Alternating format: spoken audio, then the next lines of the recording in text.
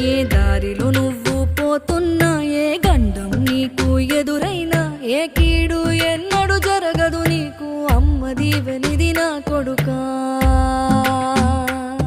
ఈ దిక్కులు నీతో కదిలేను, ఆ చుక్కలి దిష్టి తీసేను, ఏ గాలి ధూళి సోకదు నిన్ను, అమ్మ దీవెనిది నా కొడుకా.